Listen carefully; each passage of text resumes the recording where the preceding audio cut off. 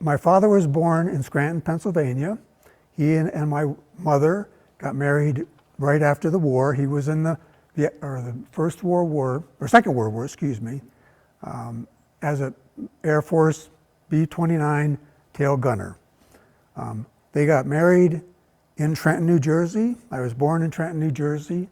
Came out west when I was 18, not on a horse, but on a Greyhound bus to go through Montana to Montana State University. My first experience in Montana was Miles City at about 2 or 1 o'clock in the morning, and the bars were still open. So that was sort of an unusual situation for an Easterner to experience Montana. Getting closer to Bozeman, the lights or the sun started rising, and you could see the snow-capped mountains, and I was sold on Montana. So I went to school at Montana State University as a wildlife biologist, then went further education back to Penn State, then came back to Montana to Billings. Was not able to find a job in that particular field, so did odd jobs.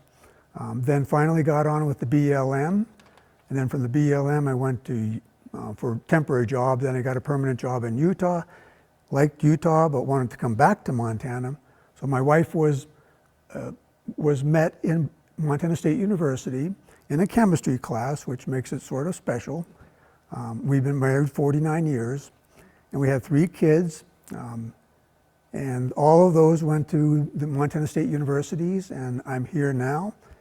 After coming to Great Falls in 1980, we bought a house and raised our kids and worked and in the community that I'm still in, House District 22.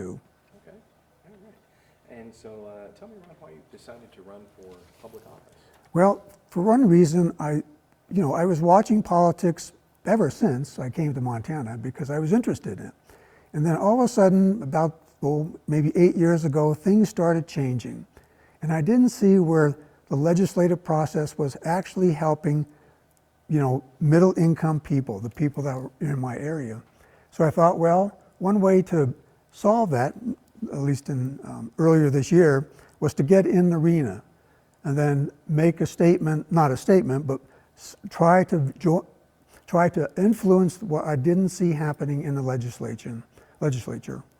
So that basically is the simplest explanation. I wanted to do something to help. Okay, great. And as you look at the legislature, what are the issues or maybe key issues that you think are facing the legislature, and especially this upcoming legislature? Well, let me just first off state that it's not necessarily what I'm thinking. It's, I think, what the people in my district are saying are the problems. They, of course, are addressing property taxes, one of the biggest ones. Job opportunities. When I walk around and see what I see people not being able to keep up their homes. So there's employment problems. The abortion thing, well, that's never really much addressed when I'm out in the field. So that is an issue, though, because it's a right that has not basically been in place after what's been going on. Okay. Getting back to the property taxes, again, that's a concern of a lot of folks. Do you have any thoughts or ideas, if elected, on how you might be able to help provide some property tax relief, but also still make sure that the state and communities are providing those essential services? Well, I know there's two proposals right now, the Democrat and the Republican. And those two proposals, from my standpoint, need to somehow come together because they're both probably have benefits for each different party or all Montanans. So you then try to get together and you reach out and you shake hands with the other side and say, let's get down and talk about what we can do. So I don't have any one particular issue of how it's going to be done because I'm not a politician. I have never been a politician. So it's my need to understand exactly what the sides are saying, how those particular issues or solutions can be solved for everybody, not just one class or a second class or a third class set of people. Okay. How would you prioritize allocating money when the state has a budget surplus? That's a good question. I actually asked that, to a fellow Democrat, and the solution is equity.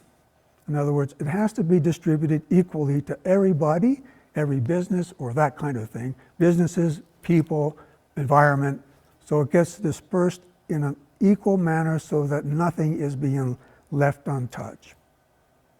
Okay. You mentioned bipartisanship too. How do you think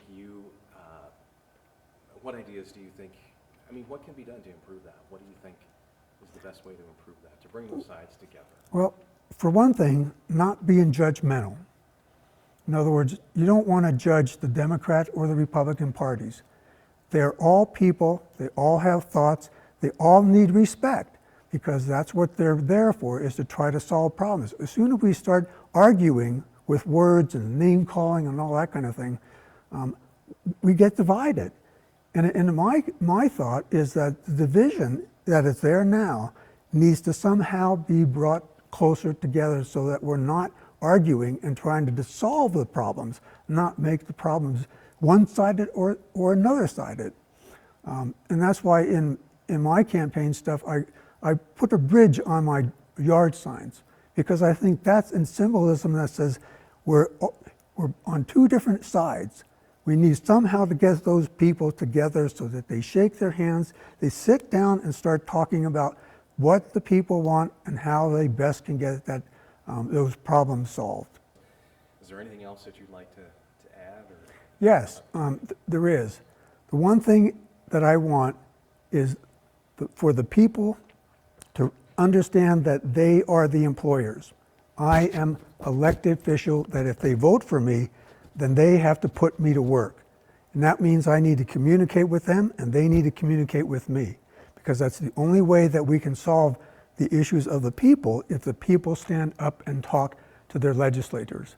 And not just that, but the legislators should go out to them and ask them what are their needs, what are their questions. Here's a bill, how do we pass that? We could do that with the neighborhood councils. And that's the best place for us to get together. From what I'm seeing, there's not enough attendance at neighborhood councils to be solving the city's issues or the counties or the states. Thank you.